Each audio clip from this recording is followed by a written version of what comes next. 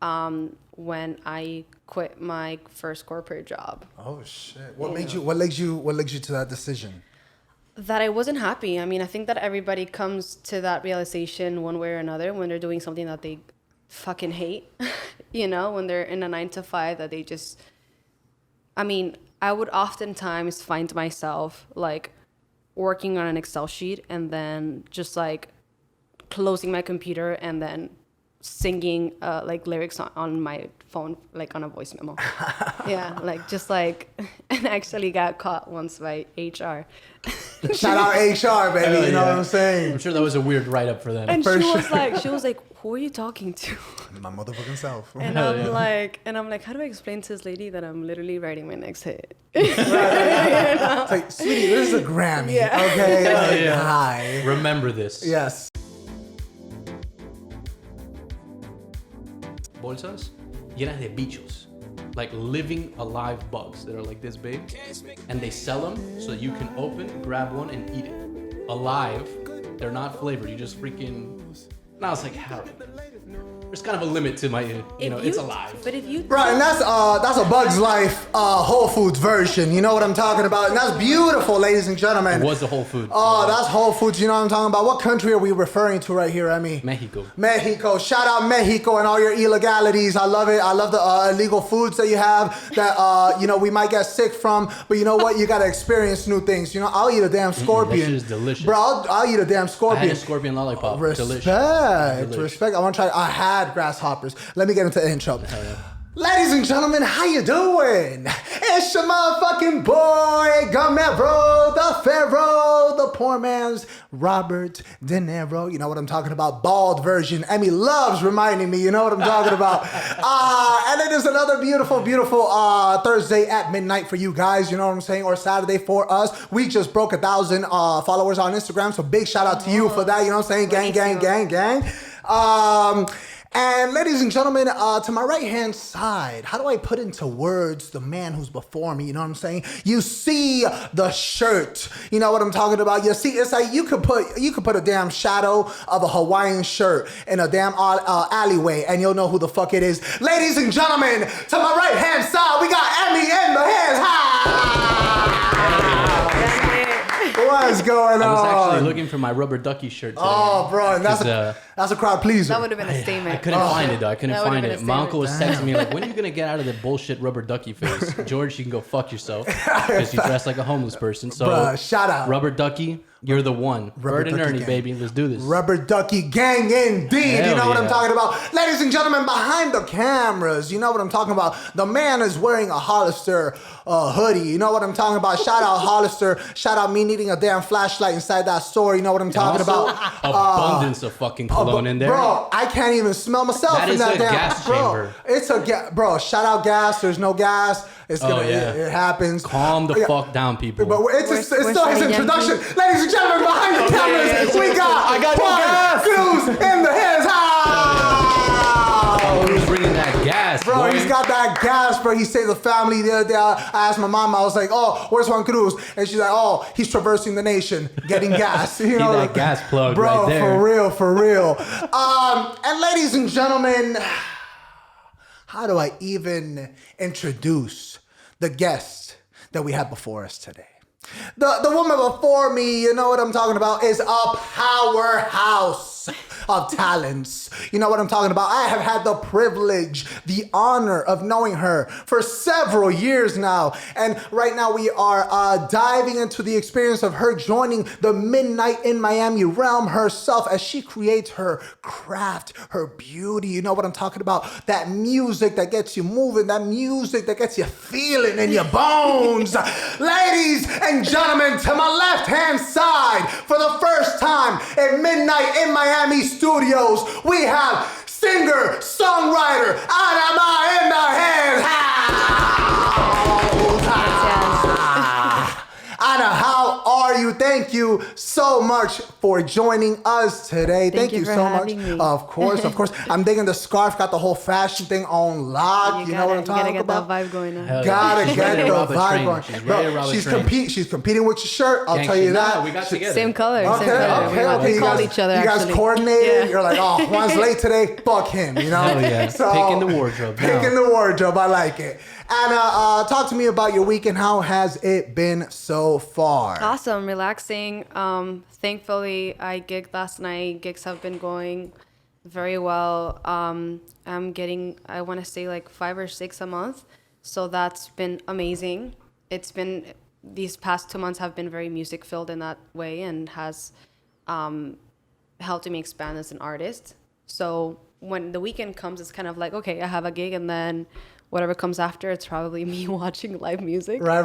You know? Of course. It's just like everything is just always surrounded by music, and I can't complain, you know? Like that's literally what my life has become, and that's what I always wanted it to be. Right. So I think that my manifestations are working. Right. You know, 100%. because I'm a huge believer on that. So I mean, if you want something, live in it, feel like you already have it, and that's what I did when I quit my first corporate job. Oh shit! What leads you to that decision? That I wasn't happy. I mean, I think that everybody comes to that realization one way or another when they're doing something that they fucking hate. You know, when they're in a 9 to 5 that they just. I mean, I would oftentimes find myself like working on an Excel sheet and then just like closing my computer and then singing like lyrics on my phone, like on a voice memo. Yeah, like just like, and I actually got caught once by HR. Shout out HR, baby. Hell You know yeah. what I'm saying? I'm sure that was a weird write-up for them. And For she sure. was like, who are you talking to? My motherfucking self. And Hell I'm yeah. like, how do I explain to this lady that I'm literally writing my next hit? It's like, sweetie, this is a Grammy. Yeah. Okay. Like, yeah. hi. Remember this. Yes. And I'm like, oh, I'm so sorry. I just had a quick emergency. Like, jump back on my computer. I'm like, what am I doing? Oh my god. You know, like if this is taking up most of the thoughts that I'm having on a daily basis, like, why am I still sitting on this desk? You know, like what am I really doing? You know, Right. is this, you know, for what? Right. You know, okay, yeah, awesome. I'm getting amazing money coming in, like great income, but is that worth like risking your entire life, which is only one? Right. It seems to be like the ongoing struggle for so many artists. Okay, do I give myself financial freedom in order to pursue what I really want to pursue, forgetting the fact that you're not going to have the time to pursue it? Or do I not have that financial freedom, but do I have more hours in the day to write songs, to go to auditions, to do, you know? So how do you find that fine line for you? Right now, I think you just need to work your ass off. Like if this is something that you want to make your reality, you just need to like constantly and consistently be doing things that are going to add a grain of salt into that, you know? Like you need to just work towards that every single day. And if there's something in your life that's not connected to that dream, you got to knock it off. Because it's just not going to get your car moving. Right. It's like if you were hiking and then you have this really heavy book bag, and then maybe there are things that are slowing you down that you don't really need. Like maybe, I don't know, maybe a brush, a hairbrush. Like, do you really need a brush on your hike? You know, Look like good. You gotta look good unless for you're Instagram, super, you know? unless you're super vanidosa. Right. Hey, my man's trying to go viral on TikTok, baby. You know what I'm saying? You got to make it happen. But like that's when you gotta like stop on your hike and be like, all right, like what am I gonna take out of this bag so that I can make my hike a little easier, you know, and I can move a little faster. Like that's kind of like my biggest thing. Like how can I move faster? Like there's so many people trying to make it in this industry, and that's one thing that I've been really honing on. Like what are the steps I can take that are gonna be, number one, beneficial, and number two, just gonna help me like push this forward in like a much faster way. Right. You talk about, when you have your own gigs, right afterwards, you're still there, you're listening to other performers. Talk about the importance of being a student of the game, constantly learning, not, I don't know Mariah Carey personally, but you know what I'm saying, but I wanna right, of course. But it seems to me, as far as like everything that I've read, the interviews that I've seen, that even though someone as talented and someone with as much experience as her, she says that she still has a vocal coach. She still learns. She still is a student herself. So talk to me about, why do you stay to watch others perform as opposed to leaving after you're done? I mean, point number one is that I generally just enjoy musicians rocking out because I know how it feels like. I know what it feels like to like get lost in the music and to just like be proud of what you're doing and enjoy what you're doing. Like the movie Soul, I feel so connected to that movie. For real? Like cuando el muñequito like gets lost, and because he's like so into his craft and he just like goes off into this like weird meditation. Like that's how I feel when I'm like belting a note and I'm just like going for it, like giving it my all. Like I just get lost for a second, and like when I come out of it, it's like, holy shit, like, okay, I'm still here. Got it. Bitus. Got it. Like, but Which for one like, is Soul? What does Bitus mean, by the way? A lot of questions here. You know what I'm saying? A lot of questions. no, but you should tell them why you're asking. You know what I'm saying? No, big shout out Bitus. You know what I'm saying? Bitus you guys girl. have fire ass Mi food, casa. Hell yeah. fire ass food, fire ass talent. You know what I'm talking about. Bitus stands for Buenos Aires. Oh Buenos yes, Aires. it, yes it and does. itis. let's make that clear. Bitus, I know what yours stands for. I know. Argentino here. What were you saying? What is Soul again? Is that the Disney movie? Yeah, I think it's Pixar, right?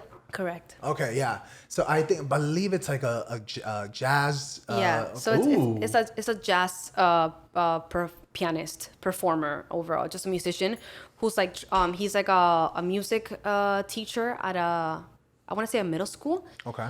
And Shout out he's Edwards. like, Shout out Edwards. Oh my God, Mr. Edwards, DMS gang. Yeah. R.I.P. DMS. Continue. and he's like he enjoys his job as a teacher, but he's like constantly on this search to like become like the next like big musician in town or in the world. He's trying to like get his big break. He's trying to like talk to bands that are renowned in the city, and he dies. And then Spoiler alert! Hello. Okay, okay, sorry. Like, Typical hi. Disney. Super hits you in the field. but Yeah. but it's not the big like Oh, that's not the big reveal? it's Okay, not really okay, the big okay. reveal. But he goes into this like So he's a spirit. soulful he's a search, soul now. like spiritual search. That makes Right, sense. right, Respect, right. respect. But it's funny because I mean it also does like a correlation to like, yes, he's a soul, but like it's also about like soul music, Right. and like feeling music with your soul and like being spiritual about it. Which that's what music really is. It's a very spiritual experience. I know it is for me. Like, and especially now that I've been performing so much, like if I didn't sing as much as I've been singing right now, I'd fucking lose my shit. Well, I wanted to ask you. Like- It kind of brings me into my next question. What did you do when the pandemic first hit? When people were being told, "Hey, you can't perform anywhere, unless you do it in a very like speakeasy sort of setting." How did it impact you? How did it impact your creative process? How did it impact your ability to perform gigs and to make a living through what it is that you love to do?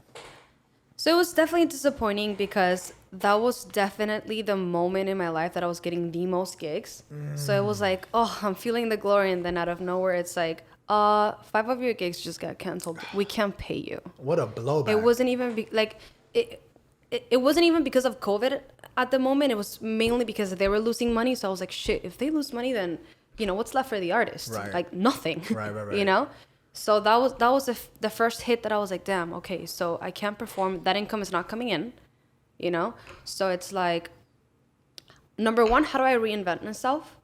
And number two, like, where do I find this inspiration when you get hit with this disappointment? Right. Because as every artist knows, like whenever you get like disappointed or just like let down, or like you fall into this like drought of emotions, like how do you write? Like how do you bring yourself to write? Like como que nada tiene sentido. You get like super emotional. You try to write because you're emotional. Right, you know? right. Of course. And it's like, no, I can't bring myself to do it. You get very emotional. Like I consider myself a very, and I'm sure everybody knows this, but I consider myself a very dramatic person sometimes. Respect. I definitely can be.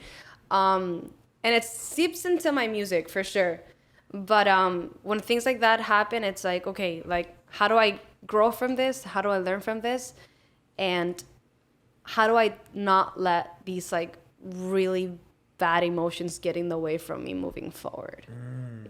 Right. Which is what I think COVID did for a lot of us. Like we had to like really dig deep and like find things that we didn't even know we could do, Right. So it was a hit. Oh, it's definitely a hit. It was definitely a hit. How would you, you briefly mentioned, finding your sound. Why don't you talk to me about finding your sound? How was it that you found your sound, your style? When you first got into it, did you immediately know what producer would be a good fit for you? Did you know what genre would be a good fit for you? Or did you kind of just wing it? Did you go for what felt most natural? What was your process like? Definitely. I mean, I understood that the number one thing I had to do was make mistakes. Like if I didn't run into a few walls, I was never gonna know what truly worked. What were some what were some of those walls that you hit? I tried to fit into certain genres, and I just knew that wasn't me, like my team, M10 Entertainment, shout out M10 Big shout out, big shout out, big shout out. Alfredo Mateus, Alan Mateus, Santa Musa. They were my team, and at the moment when I got signed and we were, formulating ideas about my album and whatnot, and they were very stuck on this idea of me being your typical reggaeton artist. Okay. But they also give me a lot of creative freedom. Like Okay. they just said that would work as easily as it could. And they're kind of going on that realm as well. So I was like, do I want to go there and be that? But like I also want to be my own entity. And it's like, so I was kind of like I wanted to listen to them and kind of fall into that category. Because I trust them so much as musicians and I have so much respect for them. But at the same time, it's like, okay, like, how do I stand out, Right. Like, I don't want to be another Becky G, I don't want to be a Nati Natasha, like, I'm trying to be obviously Anamá, but I want to be known as a songwriter, like, yes, I want to co-write and like work with other artists, but like, I want to be known as somebody who, number one, like creates her own songs, like, Right. and I make that connection with my audience, It seems that you put a lot of weight, a lot of importance on lyricism, right? Right now we're in a current state of music that, given the person that you're asking, they could put a different amount of weight on lyrics or not. Especially given maybe a genre like hip hop where mumble rap is such a massive thing, generating millions of dollars, and there's people who are genuine fans of the craft of hip hop, and they don't understand how that is flourishing in any way. Talk to me about lyrics. Talk to me about your process writing the actual lyrics and the importance of the lyrics that are accompanying a certain melody. I consider writing or songwriting my diary. I mean, I've been doing it since I was very little, and I think that without it, I would have a lot of like emotional problems. And that's what I always tell my girlfriends, like, or anybody that comes to me for advice or whatever, like, dude, like, sometimes you just need to see your thoughts in paper. Like, sometimes you just need to see what you're thinking, like, right in front of you, like in pen and paper, for you to really understand, like, what you're going through, Right. like what is it that you're going through and how you're going to fix it. It's just a tangible thing, like a tangible process to do. As far as my writing process, I actually freestyle in the beginning. Oh wow! Yeah, For real? Yeah, Gang like that's shit. Yeah, yeah. I'm pulling up the picture at the old Slim Shady over here. Yeah. Okay, all right. Like, and that's what I would do at the office. Like whenever I would get an idea or like a beat that I would think about, like a chord progression, I would freestyle on the voice memo, and then I'll be like, okay, I'll write this when I get home. I'll like rewrite it and like rearrange the choruses or whatever. But that's what I do. I press play on my voice memo. I freestyle, and then I listen to it again, and then I rearrange a few things here and there. Like, okay, I could have said this differently, Right. or this would have rhymed better with this, and then Kind of like making pottery. You're kind of shaping it. right, exactly. And then with the chords, whatever I'm feeling in the moment, like whatever I want to write, it's whatever chords I'm like into at the moment or diving into. Talk to me about you being honest through your music. And I'm talking about, expressing your pain, expressing previous situations that have caused you pain. Are you the type that will you put an ex on blast because they broke your heart? Or will you maybe an ex-friend that, you used to be friends for X amount of years and you're no longer friends, do you call them out, or are you more reserved when it comes to your private life through your music? I mean, I don't think I would never like name drop. Right. I think that relationships are very personal. Okay. And no matter what happened in those relationships, like you need to respect that part of your life as much as you respect the other person. I just think there's nothing wrong with making a song about how that moment felt. And the reason why is because you don't know who identifies with that. You have no idea who went through the same shit, and you're helping them cope with that, And like that's a conversation that I was actually having the other day with Brian Del Toro, amazing singer-songwriter locally here from Miami. Big shout as out. well. And he was telling me like, how do I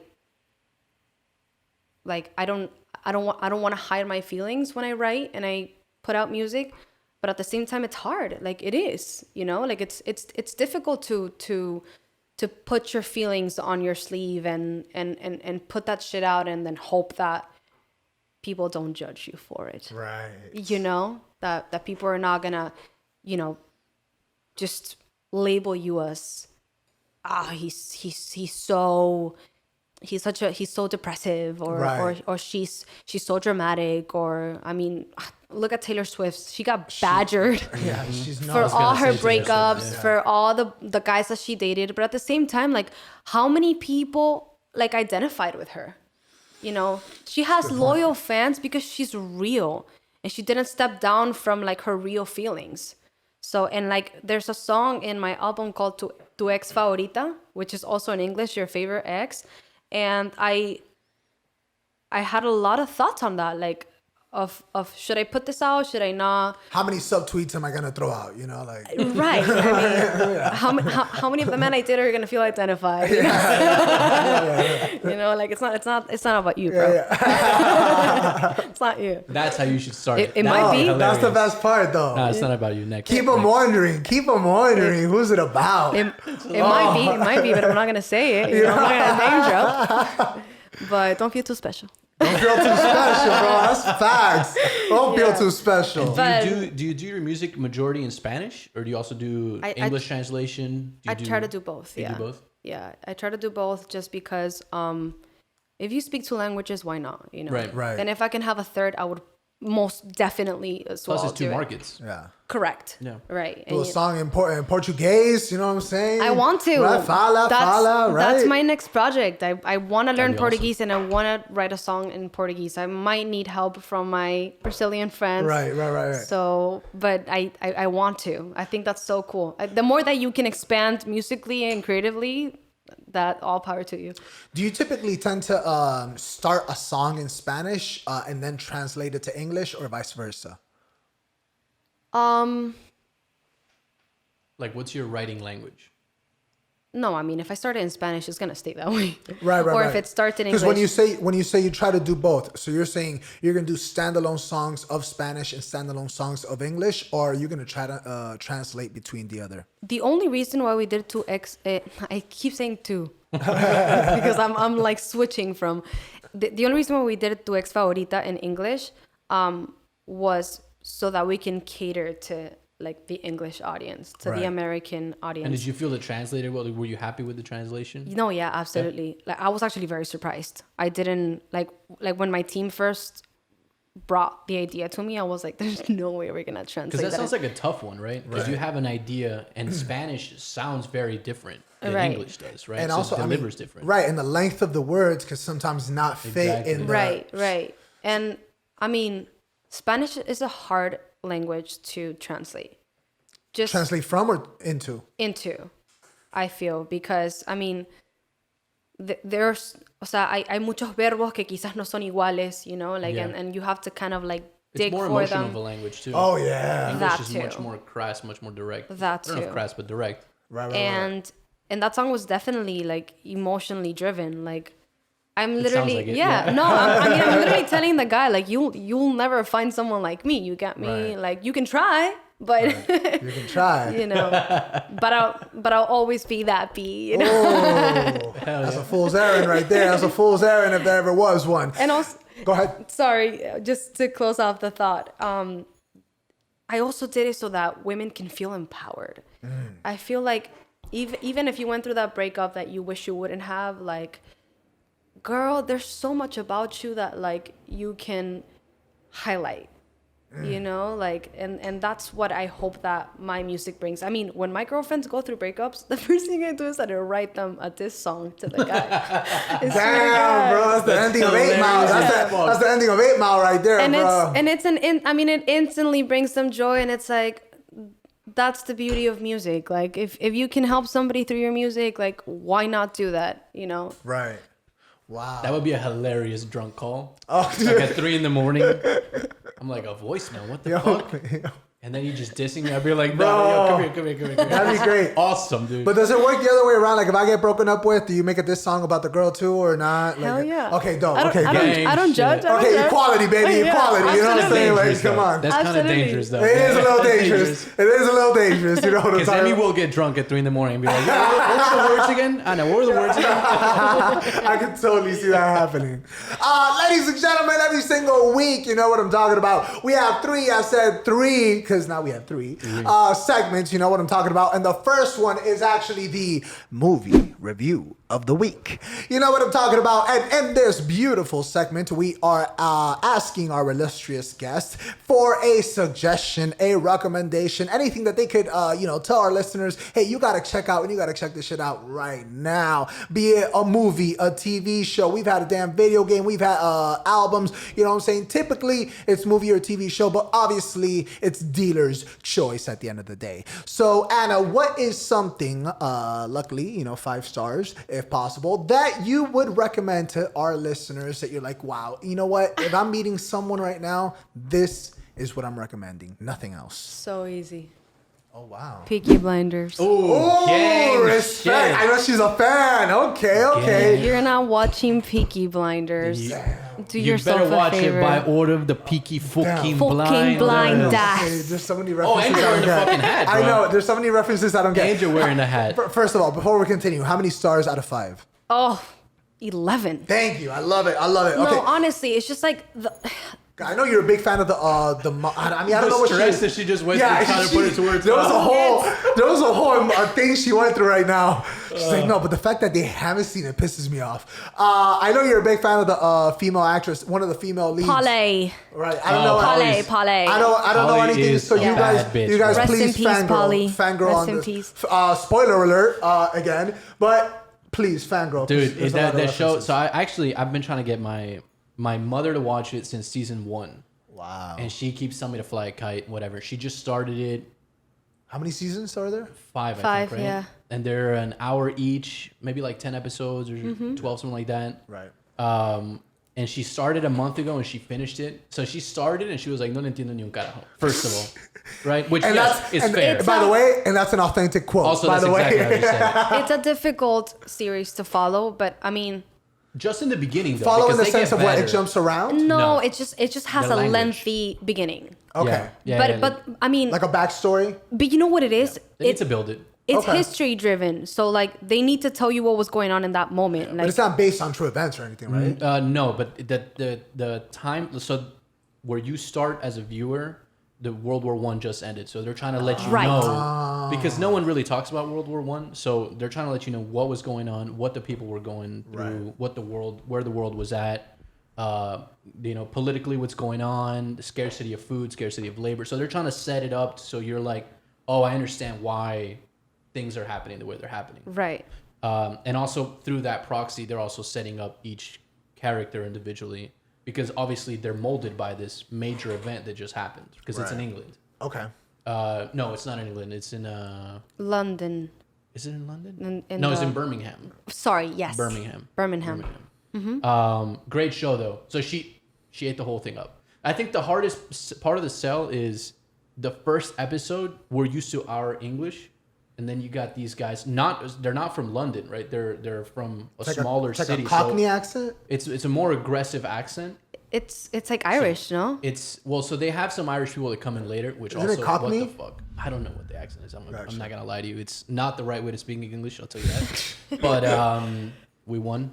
Back to back World War champs. So yeah. Too soon. Get it together. But I could see why your mom would feel lost. Oh yeah. She immediately was like, no entiendo ni un carajo. Actually, that's why she told me she didn't want to watch it, because she tried like 2 years ago. She was like, I didn't understand. And she gave up. I was like, but you can't give. It's a great show, dude. Like you need to you just And power through. it's also, I feel like for people who appreciate good acting. Great. Like who I just appreciate that. who just appreciate like good theatrical acting. They're just like every character just like shows up, and like Hell in yeah. every single scene it's just like, how do you even work through that thought process as an actor? Right. You know, like how do you even come up with that? Like just genius things. How do you make those choices? Right, exactly. Right. Yeah. Because that's the thing. There's certain things that are not script. There's certain things that are not in the script, and it's Right. just like you can Yeah. only get out of a world class actor. Right. They tell you something And they with their all face. are individually. Wow. Because everyone kind of carries their own character. carry their very own well. weight? Oh, Wow. hell yeah. So 5 stars out of 5, easy. Of course. gotta love it. absolutely. Waiting for season 6. Oh That's what my it is. Waiting for god, season gotta 6. love it. All right, I might, Without Polly though, no. damn. Aggressive. That's gonna be like I might have to check it out after Dexter for sure. Shout out Dexter, banger of a show.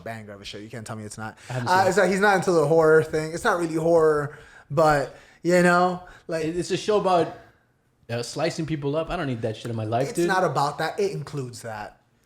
You know, but the what, So image you're is a into the scalpel gory. with You like it's, the gory. it's not about I the don't gory. like the gory. Oh, he's definitely not. I Into don't that. like the gory. no. I'm okay. I don't like, need I that in mind my it. life. I don't Life, mind there's it. enough. There's enough ups. You know, there's a lot of ebbs that go with life. I don't need to watch someone getting dismembered. I'm okay. I had a Saw marathon, so I don't mind it at all. You know what I'm saying? My saw Ale, you have a marathon tough is with a table stomach for saw, sure. a jigsaw, a handheld saw. That's my saw marathon. Building something, dude. I don't need the movies. Anna, Habló el ingeniero.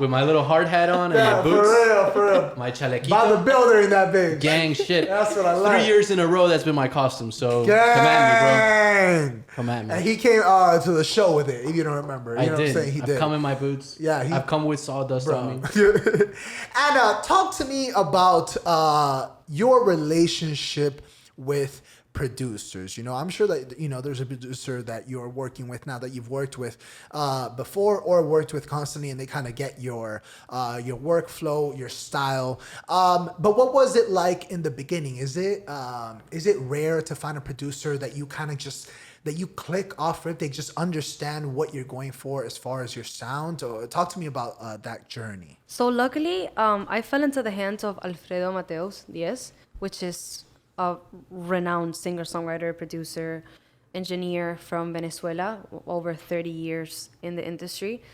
And luckily, we just had an instant connection, an instant click, and it's kind of the reason what led him to sign me, actually, in his label, M10 Entertainment. And the cool thing about it was that he gave me so much creative freedom from the very beginning that anything afterwards just flowed naturally. You know, like I never felt like I needed to be this artist for him or like have this sound for him to like really create something special. Okay. So, and I'd like to say that he was one of my first experiences, like working with a producer. Everything else before that was just me with my guitar in my room. Right. You know?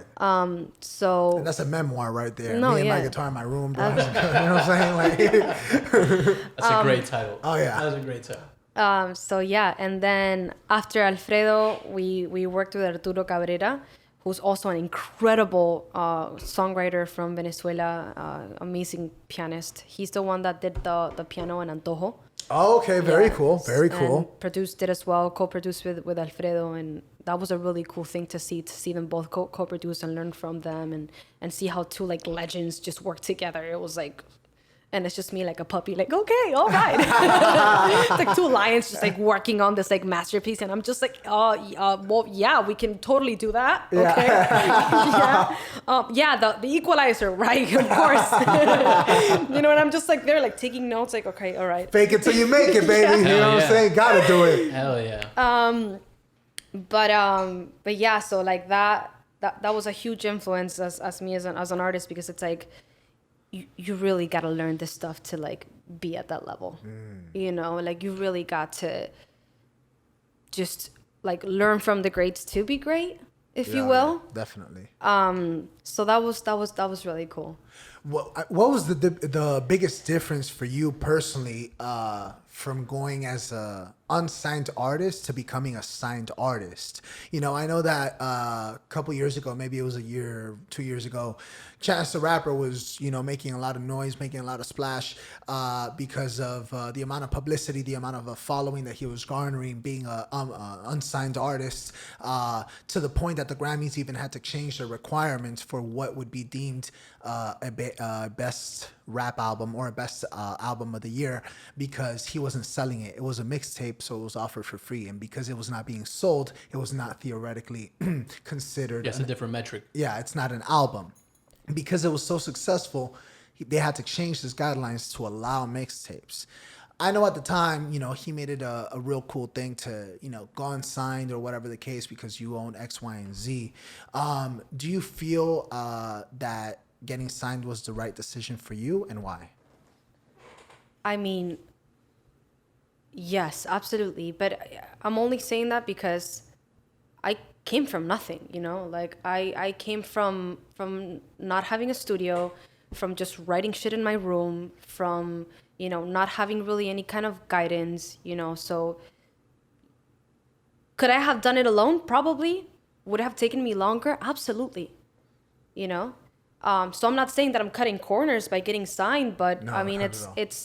it's definitely giving me the experience that I needed to kickstart this, you know, because I needed to start somehow, and I needed a team to kind of like show me the way, even if I don't stay with them forever, you know, and I get signed by somebody else afterwards, and you know, Right. or they sell me as a product, which could happen, you know. Maybe Sony sees me and they're like, okay, you know, I'm gonna offer you this much for Right. Anamá.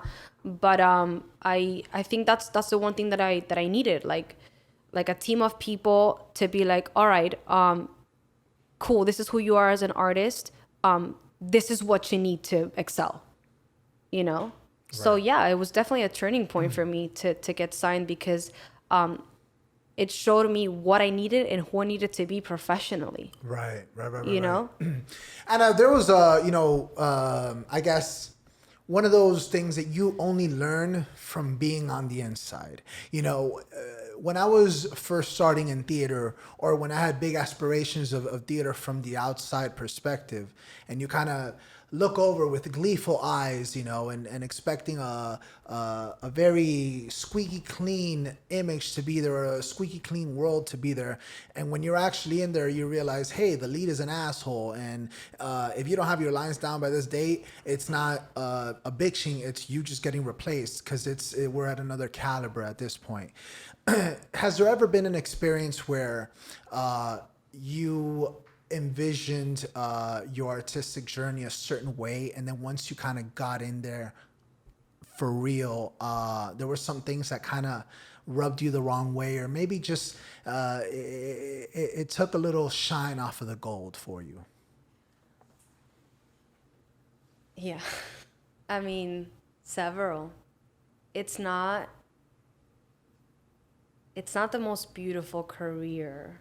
Like, it's not really pink and yellow all the time, you know. I've had pretty uncomfortable situations with producers where, like, you know, like, I'm not an ugly girl, Right. you know. So like I'll get the typical like, oh, but like if we work together and you do this for me, Right. you know. So like it does have its dark moments, you know. And I've had several conversations with my team as well where they've told me like, hey, by the way, I'm the only girl that's signed in the label as well. So Wow. So they've told me like, hey, you're the only female, so like you need to run with us.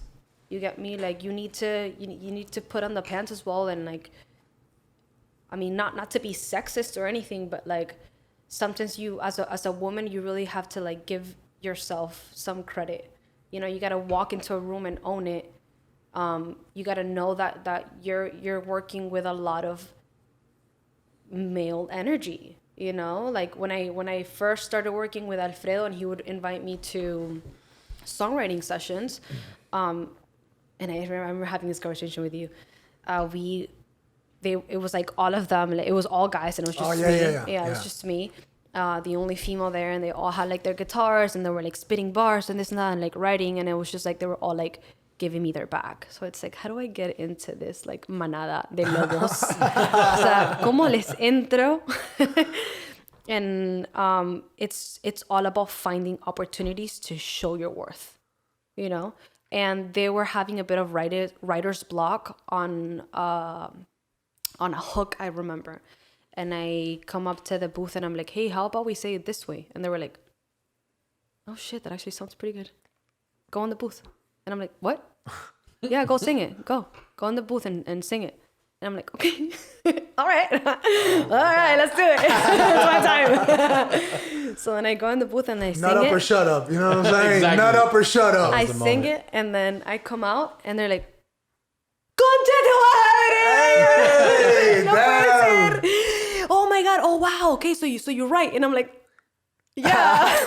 Nah, bro, I was just sitting in. I'm not getting the fucking reason, coffee. Yeah, like what the fuck? So it's like, so then after that I was like, oh, like after that moment, like they were like much more involving, and they were like, oh yeah, so what do you think about this? And they were like actually asking for my advice. So it's like, it's really about finding opportunities to like show your worth, and just like giving credit to yourself, you know, like there's a reason when you're in that room, there's a reason why you fell into this moment. Like, own the moment, you know. And you have to do that a lot in this industry, because unfortunately it's a very male driven industry, right. You know. And like if you don't show up, then don't move on to the next big thing. Yeah, 100%. You know? How often do you have those moments of gratification? How often do you have those moments of like, God, I'm being recognized for what it is that I'm working towards every day? I mean, you know, as an artist, it's such a unrewarding career in any realm or branch of the arts, be it singing or acting. You know, they say for every 500 auditions you go to, you get like 2 yeses. Yeah. And you're lucky, you know, at that. Talk to me about those gratifying moments where, you know, your peers recognized you as what it is that you are, which is a singer, a songwriter, or just an audience, or any other moment like that. I'm gonna be very honest with you, it's not very often. Yeah. It's not very often, because you are constantly just like dándote con el látigo, you know, like just like constantly like, you know, you could have done it so much better. Like, why did you choose that note there? Like, it could have been something else. And like, especially in live performances, and for actors too, you know, like why did I choose to do that? Or I shouldn't have forgotten that line. I rehearsed it 1,000 times. And like on stage too, it's like, why would you sing it that way? You could have not. Or like, what happened to your stage presence? And we've worked on this before. And it's like, you're constantly kind of just like badgering yourself for, I could have done better. Right. You know, Got to be your biggest critic and your biggest fan. Correct. It's a fine line. So that's something that I've actually been working a lot on. Like if I do something that I'm proud of, I try to meditate on it. Like, hey, like that was good. You know, like let's add that one to the We Did Good Things book. Hell yeah. You know, like and then when we're feeling down, let's go back to that book and remember what you did. Right. You know, because you gotta have that personality. Oh, you have to. You know, you gotta have that personality on stage of like, not the cocky thing, but like the You have to make the time to congratulate yourself. Yeah. absolutely, and like you're here for a reason, you know, Yeah. like you got hired for a reason, 100%. you know. People listen to your music for a reason, so like give yourself the credit that you deserve, so that you can use that energy to make even better things. Right. You got to be confident, not cocky. You know Right. what I'm saying? You got to be confident. Don't confuse the two. Oh yeah, Very it's different. Such Fine line, fine such line. the finest line, Yeah. the finest line ever between confidence and cockiness. Ladies and gentlemen, every single week, you know what I'm talking about. We have three segments. You know what I'm talking about, and the second one is actually mail time. You know what I'm talking about. Shout out Blues Clues. And in this segment, ladies and gentlemen, you can follow us on Instagram. And the day before we have our illustrious guest, you will see a post regarding a question that you yourself can ask. You know what I'm talking about, and we will read it on the air, and we'll keep it anonymous. You know what I'm saying? So you can ask anything, and nobody's gonna know nothing. You know what I'm talking about? So you know, because I feel like that'll be a little bit more fun. You know what I'm saying? You don't have to worry about the anonymity. Yeah. Keep it classy, never. Yeah, trash but it. also there's some of you fools out there want to get ranted with it too. Oh, 100%. Anonymity, yeah. Yeah. And social media provides. What that if there's level of somebody that tells you security. like, "Yo, tell her it's me"? Oh, then yeah, Then probably. I'll right? tell her. Yeah? No. I'll tell her. But you're a weirdo. Anna, the first question from the Mail Time questions is, what was your inspiration behind Antojo? Wow. Okay. Es ese culish. Ese culish que tienes ahí como en la mira, pues. And I'm gonna be very honest because Respect. I'm very blunt about my songs. And Okay. it would almost be a disservice if I'm not honest about what they're about. Okay. You know? And it's basically about that person that you know, starts off as a hookup, and then you just can't get enough of him or Damn. her, you know? You can't get enough of him, so you know, you want to keep seeing them, but like you don't really want to make it official, but damn, it was a good night. You know? 100%. Emi's just going to take a sip from his cup. He's like, bro, You know, and here goes honesty again. Sometimes it's that good. You know? Oh, shit. 100%. Holler at me. What's up? The DMs are open. 100%. 100%. That was That's what also it the is. most Miami answer, and I love it. Oh, That's I love what it. it is. Culish. I love it. Hashtag ese Sabe. culish. That's how you should be promoting that, by the way. dude. Listen to Antojo, hashtag ese culish. Ese culish. Yeah, no, totalmente. 100%. But that's just what it is. Like, a veces no te antoja solamente una comida, pero también te antoja estar con alguien, ¿no? O sea, estar con esa persona in whichever way that works for you. Right. Or that, Oh, yeah. you know? Like, that's beautiful. Hashtag ese culish, bro. Ese culish. I'm running with that. The second question from Mail Time. How do you feel about reaching the English market? Is it something you're concerned about? Something you want to explore more? Believe it or not, I really want to remain in Spanish for the time being. Just because I don't want to be just jumping like back and forth between like both languages. I want to conquer one and then move on to the next. And because I started with Spanish, I really want to marinate on these ideas and on where the Spanish industry can take me, you know, and then eventually move into my American side. But for the time being, I want to focus on Spanish. Now, it doesn't mean that I'm not going to release music in English. I mean, it's just not going to be my main focus. Right. For the time being. For sure. Right, like if the collab options show Absolutely. up, then absolutely, right? Yeah. And the last, sorry, go ahead. No, I was just saying. The last question for the Mail Time questions are, how was your experience like at New World? New World Symphony? I New World wish. School. Could you imagine? I probably would have done like guitar or something. I don't know. It's New World School of the Arts, correct? Yeah, And this is for college, if I'm not mistaken. correct. Okay. And I'm sorry, what was your major? What Musical were you going theater. for? Musical theater. Yeah, it was musical theater. New World was interesting. New World was, I think I was a bit naive about what I thought I was getting into. I had my first panic attack there.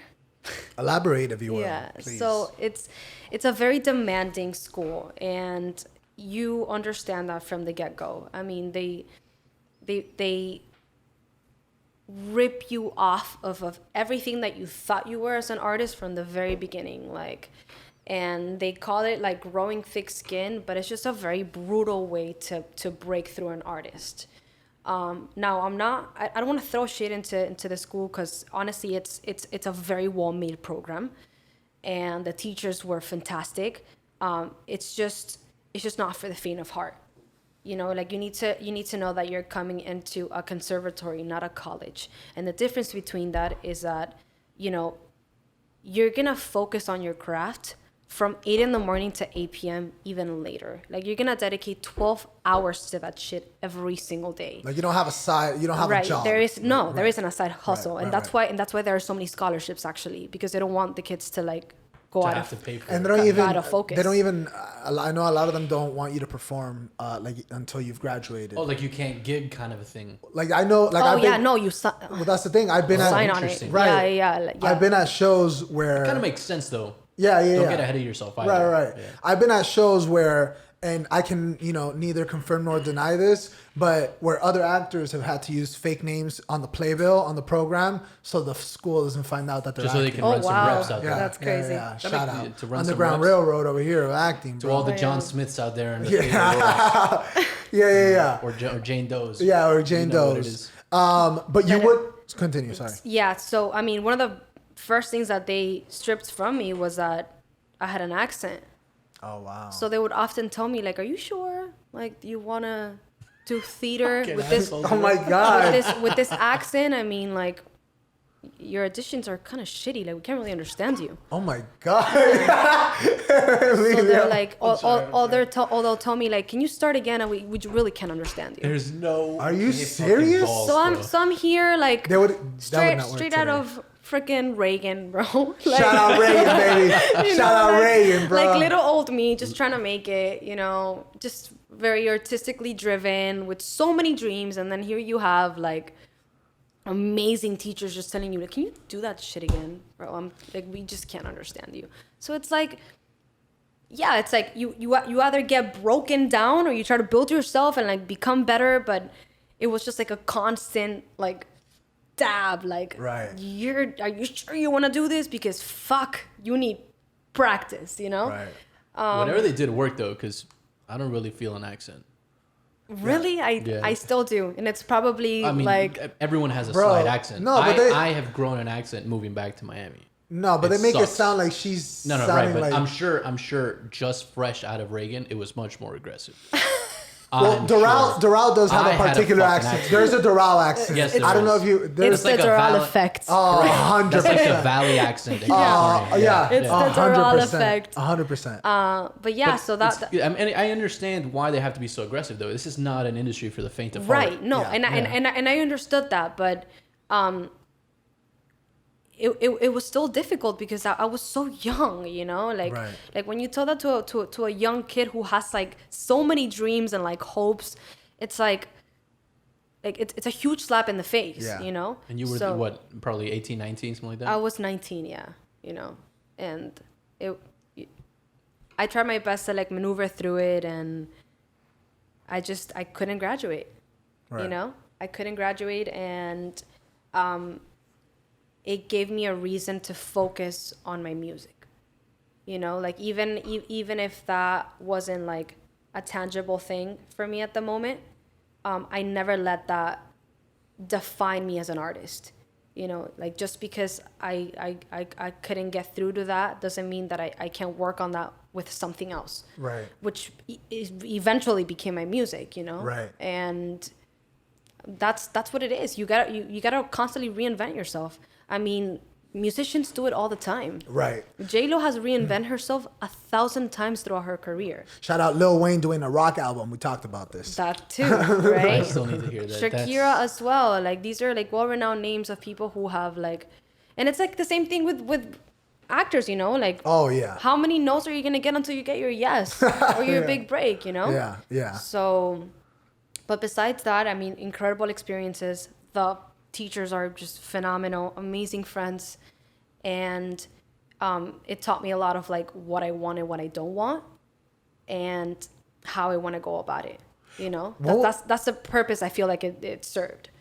What tool do you have now that you didn't, or you feel that maybe you didn't have back then, in order to be able to still persevere, still keep on trucking, and still pursue a career that you felt that before you couldn't handle, X, Y, and Z, but now you clearly are, and you're being successful at it, by the fact that you're being constantly booked, you constantly have gigs, constantly performing. So clearly something you're doing right. What do you have now that maybe you didn't have back then? Consistency. Just consistency and just doing it over and over again. Like, despise the letdowns, despise the walls that you run into. I mean, when I was first doing gigs, I screwed up so many times. I had every reason to quit. Like, I've had terrible wardrobe malfunctions on stage. Respect. Like, Shout out Janet Jackson. You know what I'm talking about. like, Yeah. literally, like, Malfunction. just so bad. Like so many like little things that if I wouldn't have persevered and kept on going, and I would have like dwelled on those like terrible moments, I wouldn't be where I am right now. Give me an example of there's nothing like live theater, live performance, Give me an example of something that happened in a live performance that could never happen in a recorded setting. Good or bad? Both. Wow. It's been quite a few. I guess having that one audience member who just screws up your entire Like what they show. were Yeah, talking like, about. shut the fuck up, Yeah, or- like they're just like really drunk or like Was a shouting. heckler? Yeah, like, so then you have to kind of like maneuver and like work your way through that and like say, okay, am I gonna stop my show and like call them out, or am I gonna keep going? And that's kind of what I did. I mean, I called them out. I'm like, okay, guys, hold on for a second, and then Yeah, I couldn't keep going. yeah, I called them over and I was like, listen, you can. called him over? You're Yeah, like, hey, yeah. come I off was stage? like, te quieto, weón. I was like, you can either stop being a drunk fuck or take over my show. You want my mic? He definitely didn't stop being a drunk fuck. I'll tell you like, that. you want my mic? Come sing. Please tell me he got on stage. Oh, that'd be No, amazing. he just kept being drunk. Like, oh, don't take it too personal. It's like, no, please come, because you clearly have a lot of shit to say, a lot of shit to say. That'd have been funny if he got on stage. Though. Yeah. Oh my god. No, Then he but would have made a fool of himself, and then he ran. but like, those are the kind of things that you need to deal with, Right. Or like the complete opposite, like just an audience that's just not vibing with you and just being very loud and like they're just not listening to you. It's like, don't forget that you are there for live entertainment, and sometimes people don't want to listen to you. Sometimes they just want to have a beer with their friends and talk while you Right. sing, Right. I have a lot of conversations with my friends in the industry about this, that they get really offended when like people don't like listen to them sing, and it's like, Right. dude, like, you're a product. Right. Like, you are hired to be background music. If they vibe with you and you get them to vibe, great, bro. That's points for you. But if they don't, there's nothing you can do about it. Like, that's just the vibe that they're going for. That's their Friday night. That's how they want it to go. Right. What are you gonna tell them? Do you think that, right, 100%, do you think the Anna of 6-7 years ago wouldn't have had the same outlook on it? No, I don't think I would have been equipped to deal with that at all. How would you have handled it? I probably would have ignored it. It would have messed up my entire performance. I probably wouldn't have sang as good. I would have forgotten lyrics because I would have been so focused on that moment. Right. You know, like it's the same. We go back to the same thing. It's about owning your moment and like maneuvering through it the way that, like, the most powerful way you can, you know, while still respecting your craft and yourself as an artist, you know. But it's just consistency. I mean, you got to do it over and over again so that next time that you get a heckler, you know exactly what you're going to do, you know, because it's happened before, because you know how to handle it, because you did it already. Right. You know, and it's just consistency. I mean, every time that I get up on stage, I'm a little better. You know, it's about doing it every single day. It's about singing every single day. It's about learning new things about yourself as an artist every single day. That's literally what it is. Anna, where are you originally from? What's your background? Talk to us a little bit about that. So I'm Venezuelan Chilean. Okay. My father is Chilean. We're half at war. That's what Juan was looking for the response. Yeah. I was trying to be an adult. I was like, whenever I hear Chile anywhere, I was like, Emilio, that's your cue. Tried to be an adult. You know what? I love Peruvians. I do. I have a lot. Emmy's face is so uncomfortable. I have a lot of Peruvian friends, and I try to let history not affect my relationship with them. Respect. You know? They got fire ceviche. And Emilio's we do. awesome. Emilio's awesome from the very first day that I met him. There you go. I was like, "You're Peruvian, no problem, bro. You're dope. No problem. I'll look past that. You're dope. Oh, that's exactly what that was. That's exactly what no that problem. It's okay. We can't all be perfect. Yeah. No, come on. That's the Argentinian in you. 100%. Que grande el Diego. You know what I'm The saying? Nazis oozing out of your brother. What? Go ahead. So my dad is Chilean, my mom is Venezuelan. What role does your background have on your sound? You know, do your parents try to instill or show you any sort of artists from their respective countries, and do you try to apply that to your own sound, or not really? My parents are not like super musically driven, but I did grow up listening to the Beatles, to the Bee Gees. Just nice. My parents were huge Bee Gees fans, but I didn't really grow up like my mom wasn't like, let's listen to some tambores, right? You know, right. or like my dad wasn't like, let's listen to some like Chilean folk, yeah. You know. Right. Like they were just kind of like, all right, this is what we used to listen to when we were younger. Here you go, you know. There you go. Right. But what about support system? Was the support system there? Yeah, no, absolutely. And I remember that I guess there was somebody that they were very fond of in Chile, which was Alberto Plaza. Increíble cantautor chileno Alberto Plaza. And I remember being like, I want to say 6 or 7 years old, and they would bring me to his concerts.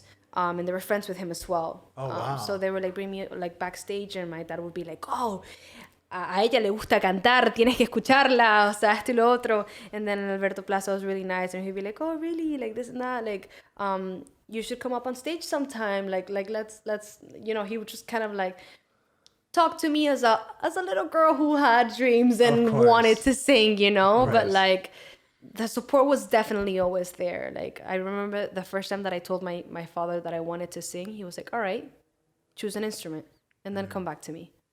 So it was never like, hey, let's have a backup. Let's look for Let's go to school for something. He definitely wanted me to be in sales like him. Like when I first told them that I wanted to go to New World, they were like, oh, really? But like, FIU. Even though it's hella hard to get in, by the way. Yeah. And then when I told them and that it was hard and this and that, and then I actually got in, they were like, okay, she's actually good. Right. You know? But yeah, in the beginning, they weren't opposed, but they were like, there's also FIU. That Panther, though! Shout out the Golden Panthers. Gang. And like all my siblings went to FIU, so it's like, all your siblings did it. You know? So it's like... Alumni discount or something? Continue. But yeah, no, but you know, once I got into New World and they saw that I wanted to take it seriously, like the support was there from the very beginning. So like, very thankful, very blessed to have parents that, you know, not only supported me, but like listened to me from like day one. You know, just like, okay, that's why you want to pursue that. Why? You know, like, how can we help? You know, why are you feeling so strongly about this decision? You know, like they've always been such amazing communicators, and I think that's the one thing that has truly served a purpose in my confidence and in my personality as an artist. Wow. You know, because you could just have a mom or dad who just tells you, like, you know, it's not gonna pay the bills. Right. You know, it's so much easier to just say it's not gonna pay the bills, bro. Like, choose something else. Right. But they never did that to me, and that, I'm not gonna lie, it was a bit surprising because I thought they would, like anybody would think. You know, it's kind of like the first thing that you think of, like, oh, they're not gonna support it. You know, like they're gonna think of the money. Right. But they didn't, and that was really cool, and it has led me to everything that I'm doing right now. I mean, I have my own studio. Yo, respect. Like, you know what I'm talking? I dreamt of that for quite some time, you know, and when I first told them that, like, they were just all like hands-on, like just rooting for me, and the same thing with my siblings. Like, they all have nothing to do with the music. I mean, my oldest brother is a cardiovascular surgeon in Arizona. Jesus fuck. Yeah, just an incredible human being. He Wow. taught how to do a surgery in Japan like a year ago. Like, they invited him. Like, he's just like a fucking genius. Bro, let me get a hookup if I ever have a couple issues. You know what I'm saying? Oh yeah, take $5 off or something, though. Like, Shout out, Finn. yo, big shout out, big Dr. shout Jenkins. out, for real. But yeah, my other brother, who they're just a year apart. He's in sales and account manager for a wood company. Just an incredible salesman. My sister is an occupational therapist. You know, So you, like, really you weren't phased. You weren't afraid to really break out of the mold. It's that I was, and that's another reason why I was really nervous whether or not my parents would support this, because it's like, it's the only child of theirs from 4 that is like doing something that's very risky, right? You know, Yeah.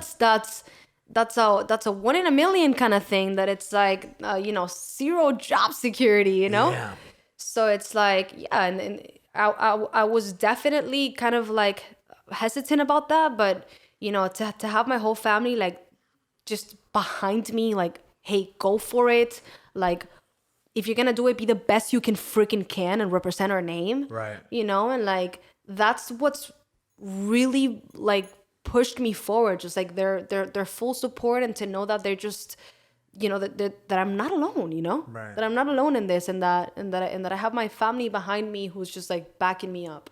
I commend your ability to really just to not be afraid, or even if you were afraid, to face that fear and still pursue what really, you know, is calling you deep inside. Because I can't imagine it's easy to, you know, to already have a quote unquote path laid down for you with so many footsteps in front of you, and choosing to go the complete opposite way because of something that really tells you deep inside to do it.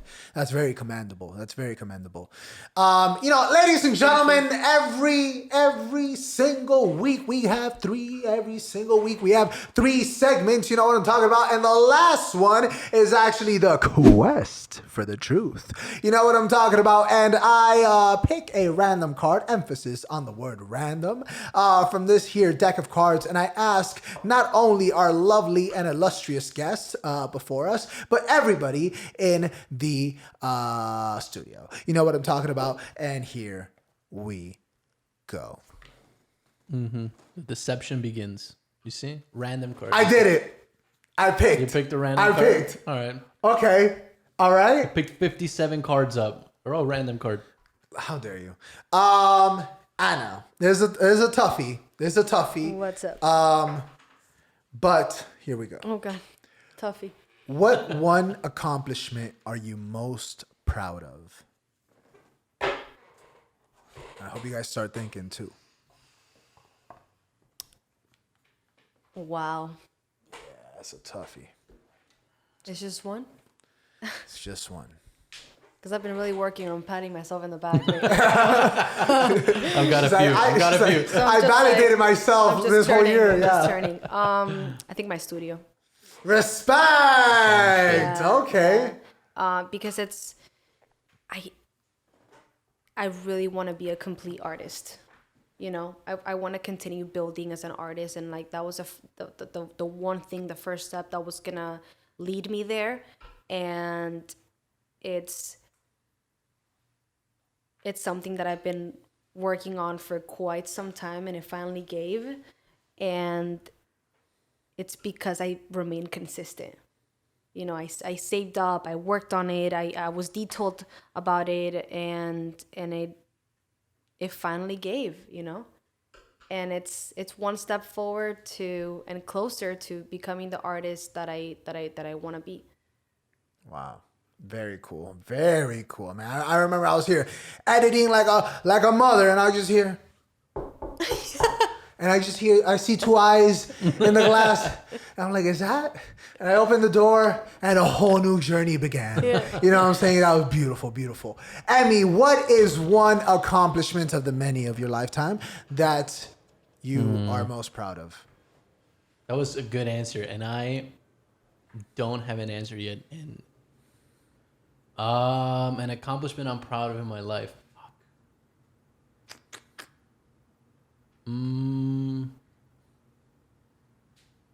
Too many.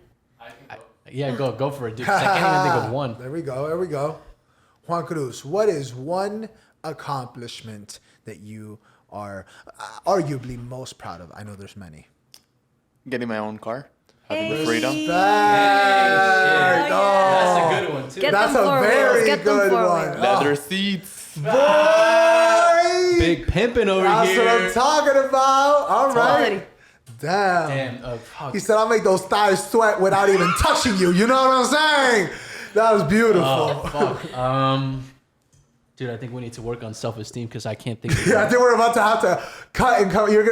And we're back. I thought of something, guys. I don't know, probably where I have gotten to professionally in my life. I definitely chose a tougher route than I originally intended to. I as well did not finish school for stupid reasons, though. Wasn't because someone was bullying me. It was just because I was too drunk to go to class. Respect. So gang Respect. shit, Texas State. Shout out Victoria's Secret. Shout out Victoria's Secret. Gang. I worked there for 3 years. So Hell yeah. Gang shit. Hell yeah. Bro, if you need a man to guess your bra size, that's the man. You know what I'm saying? Nice, boy. That's Sí, nice.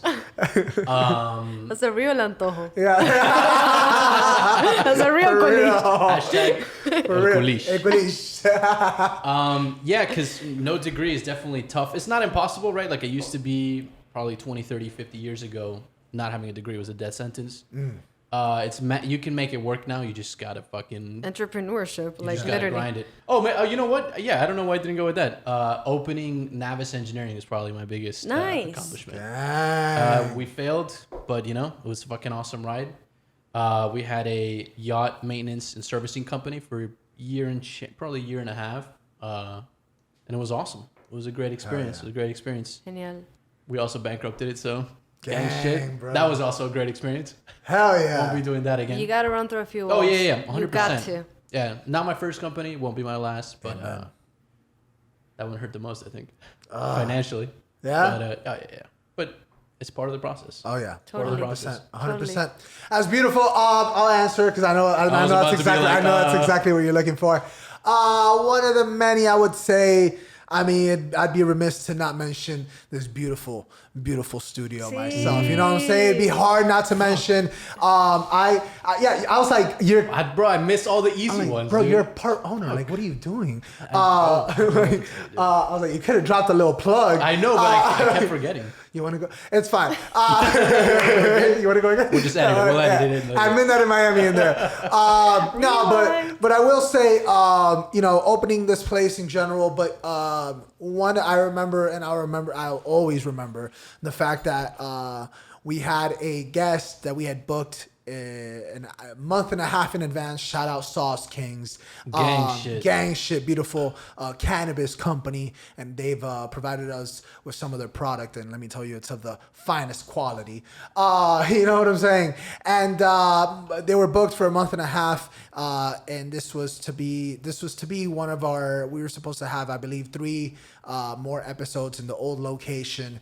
And they were the first of the 3 or 4 that we were supposed to have in the old location, and things happened. One thing led to another, and I had to, 18 hours, 12 hours. We had 12 hours to go from the old location to move into this one, to hold the new podcast the very next day without canceling on the guests that we had booked for an hour and a half, bringing the table, bringing the mics, doing the whole shebang, and literally just White walls, going from absolutely nothing to a studio in a matter of hours, with a matter of hours heads up notice.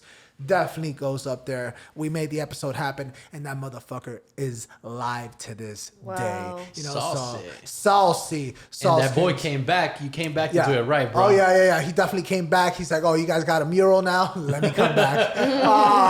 But that's definitely up there, as well as opening up this place, as well as getting one of my illustrious roommates, one of the most talented roommates and talented young artists that I've had the privilege to listen to and listen to rehearse. I mean, it's not even, that's the beauty of it. You know, you come in, you do work, but the rehearsals, they're angelic vocals regardless. You know what I'm saying? So it's like, it's a free performance on the house, you know? I try to give you that background music. Yeah. And that's beautiful. Anna, before we start wrapping up, and I must add that this has been an episode of colossal proportions. You know, before we start wrapping up, I do want to know, you briefly spoke about your relationship with producers. What's your relationship with engineers like? It was about the same, because Alfredo and Arturo were both engineers as well. They're engineering for you as well? Yeah. Gotcha. And then Santa Musa, which is also and Alan too, which are the other 2 groups that are signed with me. Were also had some engineering to do with my album as well. So I've just been learning from my team. Okay. As a whole, I've just been learning from them, and learning what's behind the track as far as sound engineer is concerned. You know. Right. I've learned in what levels I sound good in. I've learned, man, I'm not an expert in this yet. I'm working on this. But I've just, kind of like nitpicked on, what works and what doesn't as far as sound when it comes to tracking. And they've taught me a lot of that. Do you ever have, how often does it happen that you think a track is amazing and then you'll have someone tells me like, hey, that's not it. And when do you listen to them, respect their decision, to tell you like, hey, as someone who cares about you, as someone who's invested in you, I don't think this is it. Do you listen to them? When do you listen to them? When do you not? I always listen to criticism. Regardless who it's from? Yeah, I always If it's Pepito on the street. Absolutely. I always listen to criticism. I think it's important as an artist to listen to criticism. Because you're not going to sound the same to everybody. You're just not. I mean, you need to work with what people are listening to, because it's not going to be your ears, So when do you act on it though? When I truly think it's a monumental thing to change, or that it's going to make an actual difference. And when it's more than one person telling me the same thing, obviously. Right, there's a pattern there. Maybe we pay attention. Correct. If it's like 4 or 5 people telling me like, hey, I think the drums overpower you, like we can't hear your voice. Okay, there's an actual reason to change that. Like I want to be heard. There is a disconnect. Has the opposite happened, that you thought a song, that you personally thought a song, I'm not really feeling it, and then a couple days after you listen to it a couple times and it kind of slaps after a while? Does that happen to you or not really? All the time, yeah. Oh, yeah? I mean, you're always gonna run into issues when it comes to songs, especially when they're personal. You know, you're always gonna run into things that you like, that you don't like, to writer's block. So it's about developing your ear and your palate so that doesn't happen as often, just because you know where you're comfortable in and like what works and what doesn't. But yeah, that's gonna happen regardless, especially when you're trying new things. You know, like for instance, I know I'm gonna run into that a lot when I work on my second album, because I don't want to do songs that sound the same. Like I want my next album to have like a techno song, and then I want to have a ballad, and then I want to have an indie track. You know, like I just want it to be really different and just like venture off into what it would be like to do an album that's completely disconnected in genres. You know, I think that would be really interesting, and that's what music is, an opportunity for you to explore yourself as an artist. You know, Anna, you recently got to work those acting chops of yours in a short. Is it a short film? A short film, yeah. It's a short the Dreams film. Gates. Shout out to the Dreams Gates. The crew. Dreams Gates, you know what I'm Mi saying? gente. Big shout out. Some amazing stills, you know what I'm saying? Please check them out. Talk to me about that experience. What was it like going back in the acting realm? I know it's something that you frequent. Yeah, I had hung up my acting dreams for quite some time, just because I wouldn't say I disregarded it, but ¿Te desilusionaste con lo que te dijeron? un poco. I didn't want to completely fall off of it, but I was more focused on my music, and I just thought that was an opportunity that I was never really gonna get. And then Brian Del Toro, actually, the artist that I was talking to you about, Big shout out. called me and was like, and this is the importance of putting your work out there. Like, if you, as artists, like that's the number one thing. Even if you think it's not good enough, just put that shit out there. Just do it. Just do it. You don't know who needs to hear it. You don't know who's gonna see it. You don't know what opportunity you're gonna get from it. Just put it out there. Like, just stop thinking about it. You know, life is not perfect. You know? And he saw my music video, which I have very little acting in it. And he was like, hey, I saw your music video on Antojo, and I loved like how you did those little small skits, snippets. Seems like you can act. And I'm like, okay, well, I mean, I consider myself an actor. So yeah, I can act. And he was like, oh, yeah, you act? You're an actress? And I'm like, yeah, I mean, you want to audition me? Yeah. And he was like, all right, because I'm working on the short film and I'm looking for my co-host. And I was like, all right, cool. So he sends me a script, and then he was like, all right, so we're going to do a cold read next weekend. Can you make it? And I'm like, oh yeah, for sure, I'm there. I read the script. I fell in love with my character, Roxy. And then the director was little effy about me. Like, effy, wow. Yeah, because he had no reel, he had nothing. He just had my music video. So we do the cold read, and then I just look up, and then he's like, okay, tenemos a Roxy. Okay, so you're Roxy. Okay, cool. And then I'm like, oh, okay, so that means he likes you. Okay. I guess, did I get the job? You know? So, and that was an awesome experience, because I got to apply what I learned in 3 years in New World, you know? Like, I finally got to, like, put it into work and you know, get a feel for it. And I don't think I did too shabby. No, not at all. Not at all. Y'all can check it out. You see the link. You know what I'm saying? It's in her bio currently, if I'm not mistaken. Yeah. Do you see yourself dabbling again? Do you see yourself coming back to it? Or is it kind of a one-time deal? Yeah, it sparked up the fire. Oh. For sure, yeah. After that experience, I was like, why did I wait so long? Right. You It's know, like you can't do both. Right. Like why did I stray so far? You know, and that's kind of where I'm at right now. Just like whatever, this is so dramatic of me, but whatever sets my soul on fire, like I just want to continue pursuing it. Hell you yeah, know, like true. I don't ever want to put it in the back burner. I think whatever makes you feel alive, go for it. You know, you only have one life, you know, so don't waste it on a 9 to 5 that is not going to serve any purpose for you. Right. You know, like make sure that you use your days correctly, because no tienes la vida comprada, no? So if you die tomorrow, what do you have? You know, like what do you have to be proud of? Right. Ladies and gentlemen, if you die tomorrow, what do you have to be proud of? Gotti, ladies and gentlemen, can we please give it up for Anamá in his house today? Ana, thank you so much for an amazing episode. I'll see you today and tomorrow and every day. You know what I'm saying? It's not like you're going right. Thank you so much for an amazing episode. Thank you for for joining on by. Definitely would have given you a dirty look if you missed today on Monday. You know what I'm saying?